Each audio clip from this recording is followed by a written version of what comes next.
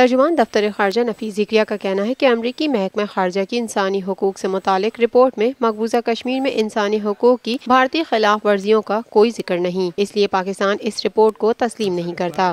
دفتر خارجہ اسلام آباد میں ہفتہ وار پریس بریفنگ کے دوران نفیس ذکریہ نے کہا کہ پوری قوم نے گزشتہ روز یوم پاکستان ملی جوش و جذبے کے ساتھ منایا۔ پاکستان کے دوست ممالک بھی اس خوشی میں شامل ہوئے۔ یوم پاکستان پریڈ کے منتظمین کو مبارکباد پیش کرتے ہیں۔ گزشتہ ہفتے بھارت نے 30 حریت رہنماؤں کو گرفتار اور نظر بند کیا۔ حریت رہنماؤں کو پاکستانی ہائی کمیشن میں تقریب میں شرکت کرنا تھی، لیکن گزشتہ روز مقبوضہ کشمیر کے عوام نے قومی ترانہ پڑھ کر اپنی رائے کا اظہار کر دیا۔ گزشتہ ایک ہفتے میں 131 کشمیری نوجوانوں کو گرفتار کیا گیا۔ پاکستان کو نہتے کشمیریوں پر بھارتی مظالم پر تشویش ہے اور اس کی بھرپور مذمت کرتا ہے۔ افغانستان کے حوالے سے دفتر خارجہ کے ترجمان نے کہا، پاکستان نے افغانستان کے ساتھ سرحد جذبہ خیر سگالی کے تحت کھولی۔ افغانستان پر زور دیا گیا ہے کہ وہ بارڈر مینجمنٹ کے لیے تعاون کرے۔ پاکستان افغانستان میں قیام امن کے لیے کوششیں جاری رکھے گا۔ ماسکو میں افغانستان کے حوالے سے کانفرنس میں پاکستان شرکت کرے گا، تاہم پاکستان کس سطح پر شریک ہوگا اس کا فیصلہ ہونا ابھی باقی ہے۔ اس کانفرنس میں افغان طالبان شریک ہوں گے یا نہیں اس کا انہیں علم نہیں۔ یوم پاکستان کے موقع پر بھارتی وزیر اعظم کے تہنیتی پیغام پر ترجمان دفتر خارجہ نے کہا کہ پاک بھارت مذاکرات کی بحالی کا کہیں سے کوئی اشارہ نہیں ملتا۔ بھارتی وزیر اعظم کا تہنیتی پیغام معمول کا رسمی پیغام تھا۔